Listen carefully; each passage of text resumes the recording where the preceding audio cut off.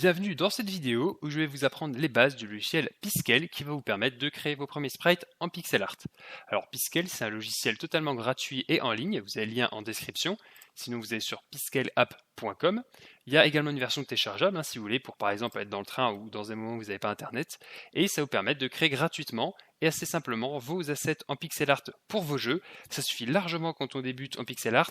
Il y a des outils plus puissants et professionnels, il y a une vidéo qui présente tout ça sur ma chaîne si vous voulez, mais c'est un outil que je conseille aux débutants puisque c'est largement suffisant au début et ça permet de créer ces sprites et même pour des jeux commerciaux, il n'y a aucun souci.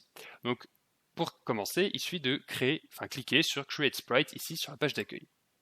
Ça charge et on arrive ici sur l'interface de Piskel. Là, je m'amuse à zoomer avec la molette de ma souris. On a du coup au milieu la zone de dessin pour créer notre sprite en fait. À gauche ici, on a la liste des frames. Encore plus à gauche ici, on a tous les outils qu'on va avoir à disposition pour dessiner. Ici, dans cette zone-là, on a les outils un peu plus complexes, entre guillemets, que vous utiliserez un peu moins souvent. On a un système de calque qui n'est pas incroyable, mais qui existe. Et on a ici des choses pour, par exemple, flip horizontalement l'objet ou alors lui faire une rotation. Et ici aussi, on a tout ce qui est paramètres, import et export. Donc là, on a créé un sprite. On voit ici New Piskel. Si on veut créer un autre, il y a juste à cliquer en haut à droite sur Create Sprite et ça va ouvrir un nouvel onglet avec un nouveau sprite. Et ce qui est important à savoir, ici je ne vais pas vous faire tous les menus en détail parce que ça sert à rien, vous savez lire, vous pouvez aller dedans. Mais ce qui est important à savoir, c'est ici l'onglet Resize, l'onglet Save et l'onglet Export. Et import aussi si vous voulez importer. Alors Resize, ça va vous permettre de changer la taille de dessin. Ici, on a une zone de 32 par 32 pixels. C'est pas mal, par exemple, quand on débute, c'est quand même pas mal conseillé de commencer sur 16 par 16. Donc on met 16 ici, on fait Resize et hop, on a une zone de dessin qui est de 16 pixels par 16 pixels. Ce qui est mieux, puisque quand on débute, c'est plus facile de commencer comme ça, puisque c'est une zone plus petite, donc c'est plus simple. Donc ça, c'est pour Resize, tout simplement la taille de votre zone de dessin. Ensuite, si vous voulez sauvegarder votre travail et ensuite pouvoir le réimporter plus tard, il faut aller dans Save, vous mettez un nom à votre fichier et vous faites save as.piskel. Ce que ça va faire, c'est que ça va sauvegarder un fichier, donc .piskel. C'est un fichier que vous n'allez pas pouvoir utiliser dans vos jeux comme des PNG, ça va pas être une image, ça va vraiment être un fichier piskel, comme un PSD pour Photoshop. Donc vous le mettez quelque part dans l'ordinateur, et si plus tard vous avez envie de modifier ce sprite ou le reprendre, vous allez dans import ici, vous faites browse.piskel file, et vous allez chercher le fichier que vous avez sauvegardé ici. Et vous allez le retrouver ici dans l'interface, vous pourrez le modifier, rajouter des pixels, les enlever, etc., etc. Et enfin, une fois que vous avez fini votre travail, vous allez dans Export ici, et dans PNG, là, vous avez juste à faire un download de toute la sprite ou de la frame si vous souhaitez exporter uniquement la frame sur laquelle vous êtes en train de travailler. Vous pouvez également changer les scales, comme ça d'ailleurs ici, ce qui vous permet de travailler en 16x16, mais d'exporter un fichier beaucoup plus gros si vous en avez besoin pour vos jeux. Ces menus-là, on va pas trop en parler parce que vous avez un système de calque, mais il n'est pas très bien fait, il n'est pas incroyable. Et là, ça parle de soi-même. C'est pour soit flip l'image, donc à gauche, à droite, soit faire une rotation, soit cloner, soit l'aligner au centre. Donc ça peut être utile, mais ce qui est surtout utile, c'est toute la partie gauche de l'écran. Alors déjà, ici, on est sur l'outil de base, c'est le pen. Alors pour les raccourcis clavier, vous avez ici le petit clavier, vous cliquez et vous avez tout qui s'affiche. Donc ici, quand on a un pen, tout simplement, quand on fait un clic gauche, ça fait un pixel, rien d'incroyable. On peut changer la taille de ce pinceau. Si on fait ici, là, on a un pinceau de 2 de large, là, on va en avoir un de 3 de large, et ici, de 4 de large. Alors dans un 16x16, ça ne sera pas très utile, mais quand vous travaillez avec des plus grosses zones, ça peut toujours être utile de changer la taille du pinceau.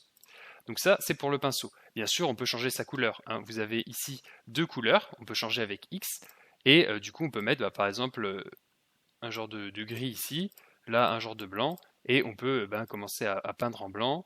Hop, je fais X, je change de couleur, et je peux rajouter là par exemple hop, du gris à l'intérieur.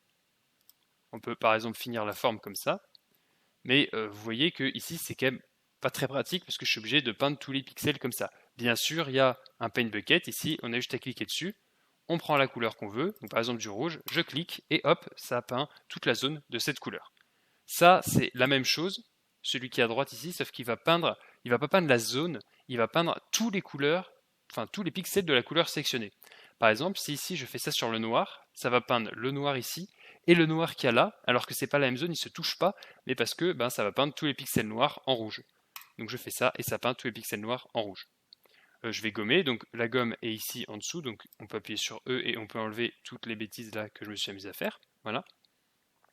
Un autre outil qui est intéressant, c'est le stroke. Ici, ça permet de faire des lignes, en fait, tout simplement. Soit des lignes droites, soit des lignes de travers, comme ça. Plus simplement qu'au pinceau, ce qui est surtout utile quand on a un truc de dessin plus grand. Et on peut également faire des lignes qui sont parallèles. Donc vous avez juste à cliquer sur Vertical Mirror. Oui, c'est plutôt miroir que parallèle. Et vous voyez, ici, en fait, ce que je fais du côté de l'écran gauche va se répliquer à droite. Ce qui permet d'avoir un dessin qui sera forcément parallèle en tout cas d'un point de vue horizontal, ça va être un miroir tout simplement. Donc voilà pour ces outils de base qui vont vous permettre en fait de réaliser à peu près tout ce que vous avez besoin de faire. Il y a bien sûr d'autres outils, hein. Alors il y a des outils de sélection, donc là je peux prendre le rectangle, je peux tout sélectionner et supr pour effacer, vider mon sprite. Je peux sélectionner un lasso aussi, il y a une baguette magique, on peut faire des rectangles, on peut faire des ronds aussi, ce qui peut être utile et d'autres outils moins utiles comme Lighten ou Dithering Toon.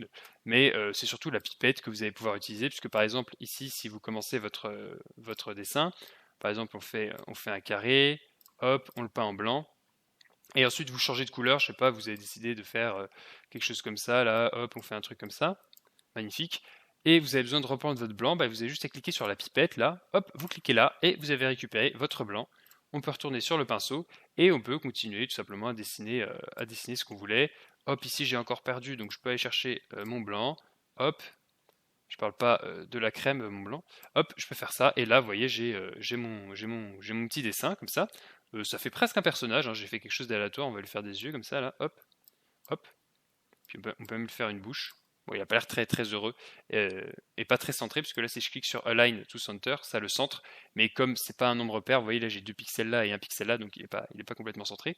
Donc voilà pour les outils de base, hein, le stylo et le Paint Bucket, surtout ceux que vous allez utiliser le plus. Ici, comme je l'ai dit tout à l'heure, on peut faire des rotations. On peut flip horizontalement et verticalement. Bon là, ça change pas grand-chose vu mon image. Et ce qui va vous être aussi assez utile, si vous avez envie ou besoin de faire des personnages animés, c'est de créer une autre frame. Ici, on peut créer une autre frame. Alors ça peut soit servir si on veut faire, tout simplement un tileset de plusieurs tiles. Par exemple, je vous donne l'exemple de, je sais pas, si je veux faire une forêt. On va dire, là j'ai une tile qui va être toute verte comme ça. Bon, le vert est quand même vachement moche, un vert plus foncé, avec par exemple un peu des brins d'herbe comme ça, un peu partout. Hop.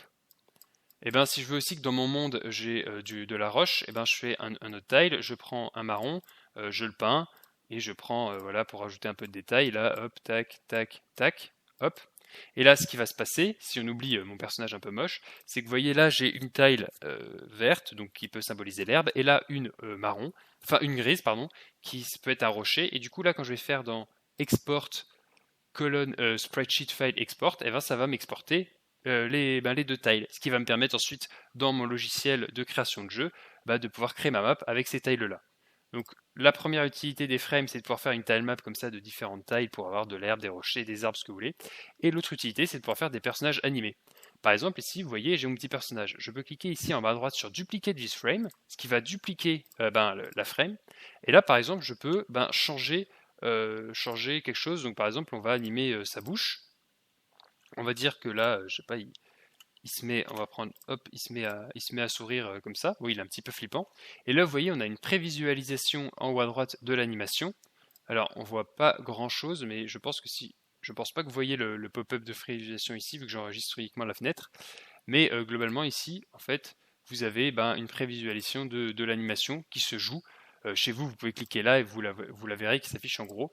Et ça va vous permettre en fait simplement de créer des personnages animés, par exemple des cycles de marche, de saut, tout ce genre de choses.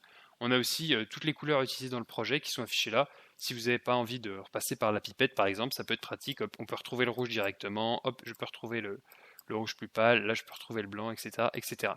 Donc voilà ce qu'il y avait à savoir sur Piskel. C'est franchement pas compliqué, mais c'est largement assez puissant pour faire vos premiers assets en pixel art. Donc je répète, ici on a les frames pour faire soit une tâche set, soit des animations de personnages. Ici, tous les outils.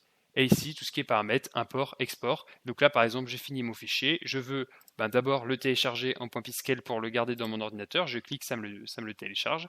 Et ensuite, je veux le mettre dans mon jeu. Donc je fais export, je fais spreadsheet. Et paf, j'ai mon Piskel ici que je peux en PNG, donc que je peux aller importer dans mon Unity ou dans n'importe quelle technologie que j'utilise pour faire mon jeu. Donc voilà pour le tuto de base sur Piskel. Si vous voulez débuter en pixel art, n'hésitez pas à aller voir sur ma chaîne pour le tuto des bases en pixel art pour créer vos premiers assets pour vos jeux vidéo.